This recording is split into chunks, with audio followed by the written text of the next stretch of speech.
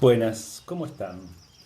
Bueno, en esta oportunidad estoy haciendo este videíto para un grupo, pero además creo que puede llegar a servir para más allá del grupo, un grupo que conversamos sobre el seminario 23, sobre James Joyce y demás. Me detengo en algo que siempre me llamó la atención de lo que se encuentra en el seminario 23, específicamente en el último capítulo, que es el decir de Lacan sobre la lectura de Retrato del artista adolescente de James Joyce. No de la lectura de todo, sino de la lectura de una parte del retrato del retrato del artista adolescente, donde en el seminario se muestra algo que es equívoco, que en el texto de James Joyce no está, pero que sin embargo los psicoanalistas siguen intentando afirmarlo. El episodio conocido como el de la golpiza. Por eso quiero hacer este video, porque me parece importante ir tomando el texto de James Joyce que los psicoanalistas, varios psicoanalistas, se ocupan en decir que es el testimonio de lo que se podría ver perfectamente en un caso de psicosis. Por más que Lacan no haya dicho nunca que James Joyce era un psicótico o que incluso haya cometido, que pudiese haber cometido frente a la lectura de esta novela, la idea de que su protagonista lo era, que de hecho no dice de protagonista, todo el tiempo está hablando del autor, sí lo sugirió muchas veces y dejó pistas para pensar cierta estructura psicótica en James Joyce. Lo que voy a destacar es que en esta novela, habiendo tanta literatura que podría reflejar lo que es un caso de psicosis, habiendo tanta literatura al respecto, en este caso, esta novela no me parece adecuada para retratar lo que es un caso de psicosis. Si quieren, podría servir este episodio de la golpiza para retratar la dificultad de tener un cuerpo, las problemáticas de los afectos y un montón de cosas más, pero me parece una novela inadecuada como para encontrar en su protagonista un caso de psicosis, lo cual hace más sospechoso aún de por qué se tomó esta novela. El episodio de la golpiza empieza con Herón. Lacan dice en el seminario 23, a propósito de Tennyson, de Byron, de cosas que se refieren a los poetas, se encontró con compañeros dispuestos a atarlo a una alambrada de púas y darle a él, James Joyce, no Stephen Dedalus como es el protagonista de esta novela, James Joyce, al autor de una novela, una paliza. El compañero que dirigía toda la aventura era un tal Herón, término que no es indiferente puesto que es el Herón. Este Herón le pegó pues durante cierto tiempo ayudado por algunos otros compañeros. Después de la aventura, Joyce se pregunta por lo que hizo que, pasada la cosa, él no estuviera resentido. Se expresa entonces de una manera muy pertinente, como puede esperarse de él, quiero decir que metaforiza la relación con su cuerpo. Él constata que todo el asunto se suelta como una cáscara, dice. En principio, quisiera poner en diálogo esto con la novela, pues confundir a James Joyce con el protagonista de una obra, por más que sea un hecho biográfico, es confundir la posibilidad que todo autor o autora tiene para hacer con la ficción. O sea, James Joyce pudo haber recibido una golpiza y de hecho la recibió, y en el momento en que escribe sobre eso, la ficcionaliza. Y de tanto la ficcionaliza que distribuye los tiempos, las acciones, las sensaciones, etcétera, de la manera en que la ficción lo requiere. Él mismo así lo decía. Entonces es un exabrupto lacaniano, digámosle, decir que el autor, por haber recibido una golpiza y dar testimonios en una novela, es el protagonista de la novela, en verdad, el que representa no solo el cuerpo, sino la vida de James Joyce, el que es James Joyce. En la novela dice así: hombre, y a propósito, dijo Herón de repente, he visto entrar a tu padre. La sonrisa desapareció del rostro de Stephen. Cualquier alusión a su padre, hecha por un compañero o por un profesor, le sobresaltaba inmediatamente. Esperó en silencio, temiendo que fuese lo que Herón iba a seguir diciendo. Pero Herón solo le dio un codazo expresivo y dijo: «Anda, que las matas callando». «¿A qué santo?», preguntó Stephen. «Tú pareces una mosquita muerta», siguió Herón, «pero creo que las matas sin sentir». «¿Se te puede preguntar a qué es lo que te refieres?», preguntó cortésmente Stephen. «Desde luego, hombre», contestó Herón. «La hemos visto, ¿no es verdad, Wallis? Y que es endiabladamente bonita y preguntona. ¿Y qué papel va a hacer Stephen, Mr. Dedalus? ¿Y va a cantar Stephen, Mr. Dedalus?» «Tu señor padre la estaba mirando de hito en hito a través de aquel monóculo que se trae, y me parece que el viejo te ha calado las intenciones. A mí no me importaría un comino. Es estupenda. ¿No es verdad, Wallis?» «De primera», contestó Wallis tranquilamente, volviéndose a colocar la boquilla en el ángulo de la boca. Una oleada momentánea de cólera refluyó por la mente de Stephen al oír hacer en presencia de un extraño estas alusiones poco delicadas. Para él las intenciones y el interés de la muchacha no eran una cosa de broma. En todo el día no había pensado en otra cosa más que en la despedida en el estribo del tranvía la noche de Harold Cross, etc. Stephen está en una obra, por dar una obra de teatro junto con otros, se escapa tras bambalinas y se encuentra a este tal Herón, que en su momento le había dado una golpiza. Le preguntan por la chica, se escapa porque está nervioso, porque va a venir alguien que él ama y que había tenido un encuentro, se habían tocado las manos y demás. Y estaba muy nervioso y se escapa por eso. Este Herón lo frena y lo interpela por este amor. Ella estaba con el padre en el público. Dice: «Así es que tienes que admitir», seguía diciendo Herón, «que por esta vez te hemos calado de lo lindo. Ya no vendrás haciéndote el santito, supongo». Prorrumpió en una carcajada falsa e, inclinándose como antes, golpeó ligeramente a Stephen en la pantorrilla, como por festivo reproche. El momento de cólera se le había pasado ya a Stephen. No se sentía ni halagado ni confuso, sino que sencillamente deseaba que la broma tocase a su fin. Apenas si se dolía ahora de lo que poco antes le había parecido una estúpida falta de tacto, porque comprendía que su íntima aventura no peligraba por aquellas palabras. Y su cara reflejó la falsa sonrisa de su rival. «Confiesa», repitió Herón, golpeándole otra vez en la pantorrilla. El golpe era una broma, pero no tan suave como el primero. Stephen sintió un escozor en la piel, un ardor apenas doloroso, e inclinándose sumisamente empezó a recitar el Confitur, como para corresponder al tono jocoso de su compañero. La cosa terminó bien, porque Herón y Wallis se echaron a reír tolerantemente ante aquella irreverencia.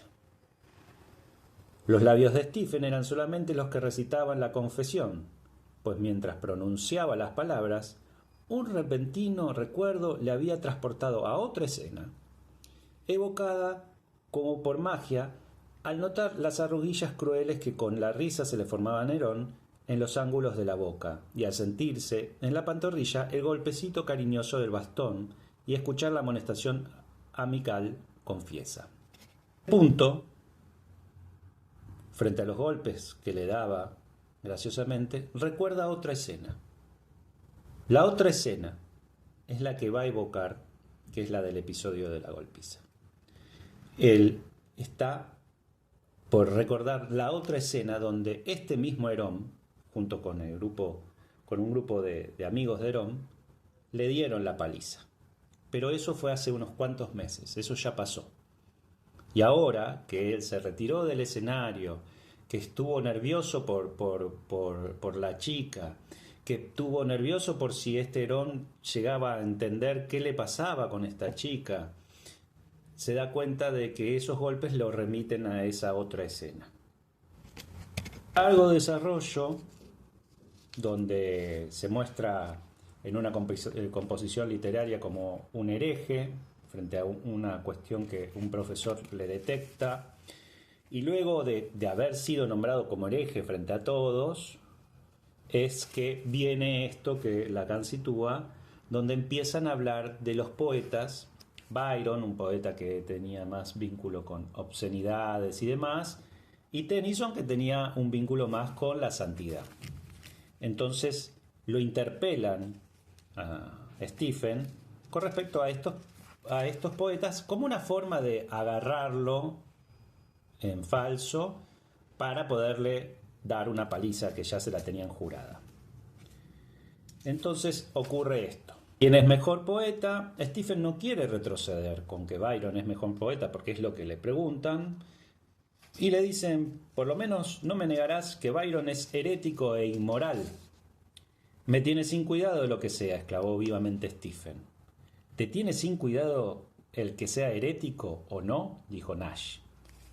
¿Qué es lo que no entiendes tú de eso? Saltó Stephen. No has leído un verso en tu vida, a no ser en una traducción. Ni tú ni Bolan tampoco. Atención. Sujetadme bien a este hereje, exclamó Herón. En un instante, Stephen se encontró prisionero. ¿Qué ocurre? Esta fue la señal para el ataque. Nash le trabó los brazos por la espalda, mientras que Bolan cogía un tronco de col que yacía en el arroyo. Stephen, debatiéndose a patadas bajo los bastonazos y los golpes del troncho nudoso, fue empujado contra una alambrada erizada de pinchos. Confiesa que Byron no valía nada. No. Confiesa, no. Confiesa, no. No. Al fin, tras una serie de embestidas logró desasirse. Sus verdugos huyeron en dirección al camino de Jones, riendo y mofándose, mientras él, medio cegado por las lágrimas, echó a andar vacilantemente, crispando los puños enfurecidos, sollozando. Luego de la golpiza, está enojado, está llorando, está mal. Y ahora, dice, meses después, luego de retirarse del escenario, a encontrarse tras bambalinas con Herón, con este que le dio la golpiza, recordando ese episodio de la golpiza, ahora, mientras recitaba el Confitur, entre las risas indulgentes de los otros dos y mientras las escenas de este ultrajante episodio pasaban de incisivas y rápidas por su imaginación, se preguntaba por qué no guardaba mala voluntad a aquellos que le habían atormentado. No había olvidado en lo más mínimo su cobardía y su crueldad, pero la evocación del cuadro no le excitaba el enojo. A causa de esto, todas las descripciones de amores y de odios violentos que había encontrado en los libros le habían parecido fantásticas. Y aún, aquella noche, al regresar vacilante hacia la casa a lo largo del camino de Jones, había sentido que había una fuerza oculta que le iba quitando la capa de odio acumulado en un momento con la misma facilidad con la que se desprende la suave piel de un fruto maduro.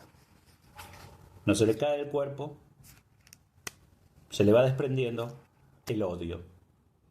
La interrogación es, ya no estaba enojado. Y se preguntaba por qué ya no estaba enojado, después de que había pasado la golpiza. Se preguntaba por qué ya no estaba enojado con esos que lo habían golpeado hace un montón de meses atrás. Se le iba yendo el afecto del odio. Ya no estaba afectado por el odio. No es que el cuerpo se le caía como luego de la golpiza la suave piel de un fruto maduro. El odio, ya no sentía bronca, ya no sentía odio. En este momento, que es meses después de la golpiza. Sentía odio por lo que dice en el párrafo siguiente. Permanecía de pie con los otros dos compañeros en extremo del cobertizo atendiendo vagamente a su charla o a los estallidos de los aplausos que venían del teatro. Ella estaba sentada allí dentro, entre el público, esperando tal vez a que él apareciese. Trató de evocar su imagen, pero no pudo. Se acordaba solo de que llevaba un chal echado en la cabeza que le hacía como una capucha y que sus ojos oscuros le excitaban y le deprimían. Se preguntaba si él había estado en los pensamientos de ella del mismo modo que ella en los de él, y luego en la oscuridad, sin que los otros dos le pudieran ver, apoyó la punta de los dedos de una mano sobre la palma de la otra, tocándola, apenas ligeramente. Mas la presión de los dedos de ella había sido más ligera y más firme, y de repente el recuerdo de aquel roce le atravesó el cerebro y el cuerpo como una invisible onda. Sentía odio porque estaba sintiendo amor, el recuerdo de ese tacto de esa mujer que estaba en el público y de la que había huido y que estaba presa de ese nerviosismo. Entonces, cuando Lacan habla en el seminario 23 de que a Joyce se le cae el cuerpo como la cáscara de un fruto maduro, no habla de que se le fue el odio o la bronca. Habla incluso de que si sintió asco después de la golpiza. Si sintió placer, no vaya a ser que fuera un perverso. Él dice, se escurre exactamente como lo que Joyce experimenta después de haber recibido su paliza. Se escurre, la relación imaginaria no tiene lugar. Ahí es donde habla de lo que funciona luego. Funciona luego es el ego que le abrocha el imaginario para que su cuerpo no se escurra, etcétera, etcétera. Y esto es una lectura de Lacan que puede hacer la elaboración que se le antoje. Lo que a mí me preocupa es, una y otra vez, por qué los psicoanalistas siguen repitiendo esto de que el cuerpo se le escurre como la suave piel de un fruto maduro, y que eso es testimonio de lo que le pasa a la psicosis, sin reparar en que no solo es una obra literaria, no solo no es James Joyce, no solo es una ficción, sino que tampoco es el cuerpo del que se está hablando, sino del odio, del amor, de las distintas cuestiones. La pregunta es ¿por qué se sigue leyendo a James Joyce a través de esta forma de leer a Lacan, por lo menos en esta novela? Espero que se puedan encontrar con James Joyce, con esta novela. Espero que se puedan encontrar con el seminario, porque así todo tiene una riqueza increíble en lo que es a la clínica, pero para mí nunca fue necesario llevar a tal punto excesivamente el decir sobre James Joyce. En Lacan y en un montón de psicoanalistas que no se detuvieron ahí y por ser más papistas que el Papa, lograron decir barrabasadas y que eso fuera testimonio de una clínica que, aunque enriquecida, frente al texto literario de James Joyce, resulta profundamente errada.